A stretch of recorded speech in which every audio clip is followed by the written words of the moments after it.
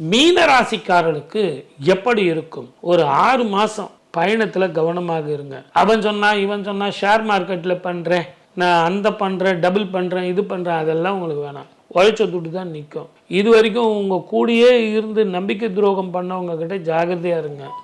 உடன் பணிபுரிவர்கள்ட்ட கவனமா இருங்க. கணவன் மனைவி உறவுல ஜாக்கிரதையா இருங்க. நேரத்துக்கு சாப்பிடுங்க. முடிஞ்சா வெளி மாநிலம் கூட போயிடுங்க. இதோ இருக்கிற பெங்களூராவது போங்க, ஹைதராபாத்தாவது போயிட்டு வாங்க. அதுக்கான ஆப்பர்ச்சுனிட்டி வருமா சார்? அப்படின்னா கண்டிப்பாக கிடைக்கும். அது நல்லா இருக்குமா சார்னா நல்லா இருக்கும். ஏன்னா உங்களை அலைய விட்டுருவான். ட்ரெயின் பிடிச்சி போகிறது, பஸ்ஸை பிடிச்சி போகிறது, ஃப்ளைட்டை பிடிச்சி போகிறது அப்படின்னு நிறைய பேர் இப்போ சிங்கப்பூரில் இருந்து மாதத்துக்கு ஒரு முறை வந்து போகிறவங்களாம் இருக்காங்க. அதுக்கான காரணம் என்ன அப்படின்னா, எனக்கு ஃப்ளைட் சார்ஜ் போனால் கூட பரவாயில்ல சார், என் ஒய்ஃபு குழந்தைங்களை பார்த்துட்டு வரணும். விரயம், அப்படிப்பட்ட விரயம். எனக்கு வீடு வாசல் ஏதாவது கடன் வாங்க முடியுமா சார்னா, ஒரு முறைக்கு 2 முறை டாக்குமெண்ட்டை நல்லா படித்து பாருங்கள்.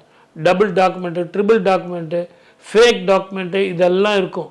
நான் அவனை நம்பினேன் சார், இவனை நம்பினேன் சார், நான் வீடு வாங்கினேன், கடை வாங்கினேன் அப்படின்னு சொல்லாதீங்க. ஜென்மத்தில் சரி, தேவையில்லாத சிந்தனைகளாலும் தேவையில்லாத அட்வைஸ் கொடுக்கறதுனாலையும் அடுத்தவனுக்கு ஜாயின் கையெழுத்து போகிறதுனாலையும் பிரச்சனைகள் வரும். உங்கள் வேலை என்னவோ அதை ஒண்டி பாருங்க. முதல்ல சூரிய நமஸ்காரம் பண்ணுங்க, ஆதித்ய ஹிருதய மந்திரம் சொல்லுங்க, காயத்ரி மந்திரம் சொல்லுங்க. எல்லாத்த விட உங்க ஜாதகத்துக்கு ஒரு முறை சூரியனார் கோவிலுக்கு போயிட்டு வாங்க. அப்படி இல்லை அப்படின்னா ஞாயிறு கிராமம் அந்த கோவிலுக்கு போயிட்டு வாங்க.